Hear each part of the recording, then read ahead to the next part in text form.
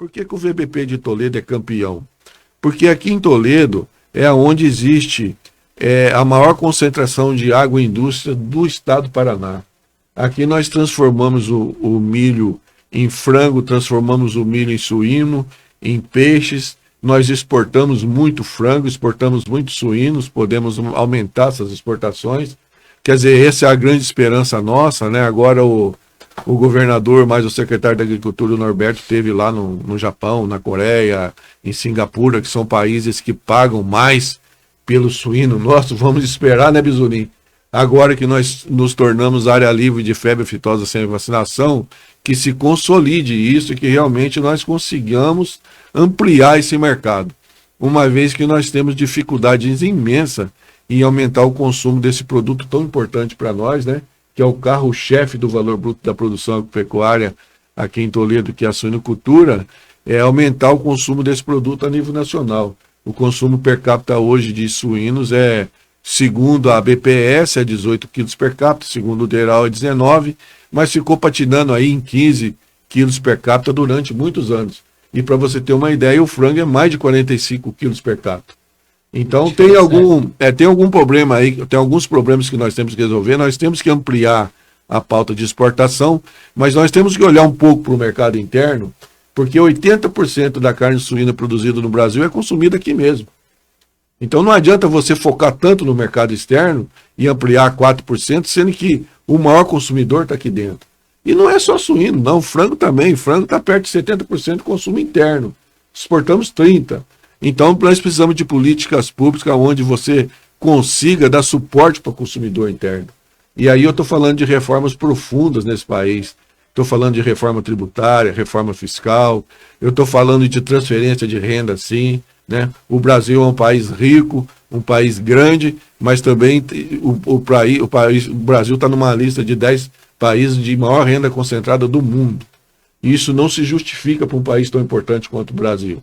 Então nós temos que melhorar, nós temos que fazer o nosso dever de casa, nós temos que melhorar a nossa infraestrutura. Nós perdemos muito agora, por exemplo, com soja, por falta de estrutura nos portos, né?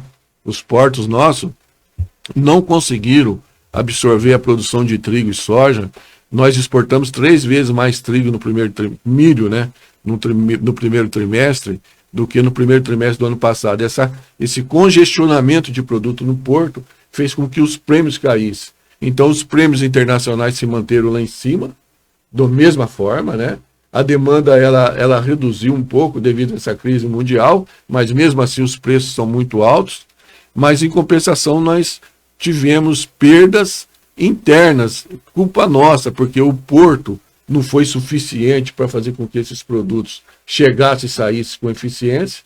Então tinha prêmio positivo de $1 por bushel, dólar, soja, por exemplo, em novembro, e em fevereiro já estava 1,50 negativo, você soma isso dá 3. Então você veja o tamanho do prejuízo. Isso aí eu somei, eu fiz uma conta, o produtor de soja, por exemplo, de novembro a fevereiro, ele perdeu R$40 por saco. E ele não tem aonde estocar a safra porque nós não temos armazéns. Nós temos um déficit de armazenagem no Brasil da ordem de 120 milhões de toneladas. 120 milhões de toneladas, para você ter uma ideia, isso aí é uma safra de milho.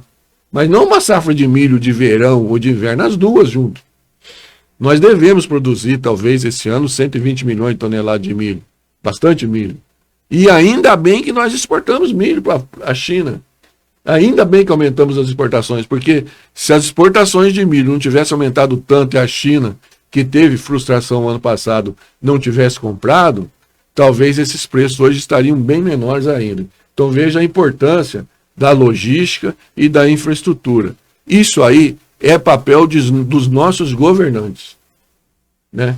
Infraestrutura é coisa que se faz com um projeto estratégico, né? São ferrovias que têm que ser construídas, os portos têm que ser modernizados, né? E isso não está acontecendo, e isso aí vem subtraindo lucratividade do campo, do produtor. O produtor está produzindo, a produção está aumentando, mas esse papel tem que ser feito.